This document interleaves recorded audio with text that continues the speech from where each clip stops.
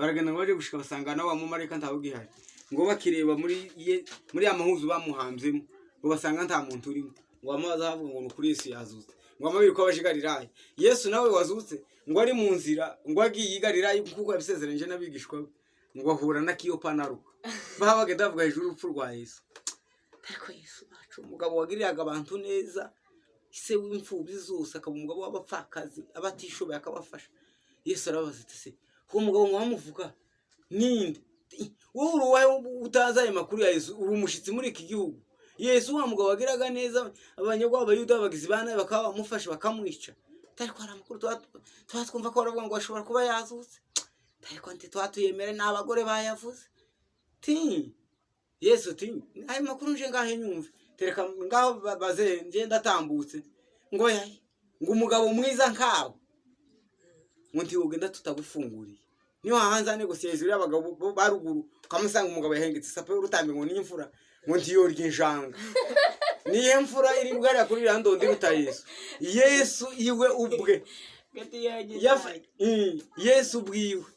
ubwo ngo Kiyopa naruka ngo bakomeza ikombe ngo botse njanga ngo Yesu arazimanyagura ngo arazigasanira batangira bararya ngo bagejeje hagati kurya akatoweka ngo amaze kugenda ntiyigaza aseruka mu muryango muri yanza bigishwe barimo ngo apige hode ngo yame penetre mu gikuta ngo arinjira arabasuhuza ngo mahoro y'Imana bane namwe ngo aricara baraganira muri bya biganiro baganiriye nawe Yesu arabasezera aravuga ngo jewe ndagiye ngiye gusaba data azoboherereza umufasha niwe uzobatinyura akababwira abagabo bo kuzovugira Yesu Imana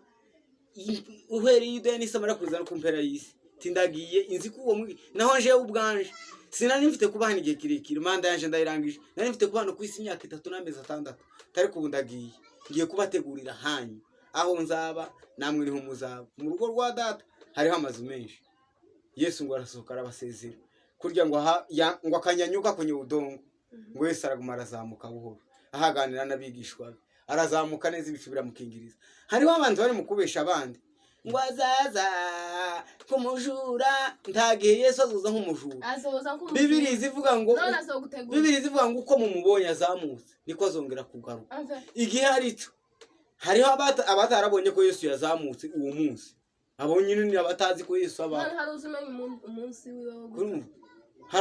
haruzumenya umunsi wo gupfa umva nkubwire kuryaga wa munsi wapfe ndagwese abayaje none bajya banditse muri Bibiliya ngo azoza kumujura ni tibene umva hano azoza nk'umujura kuri barya batitaye ku by'Imana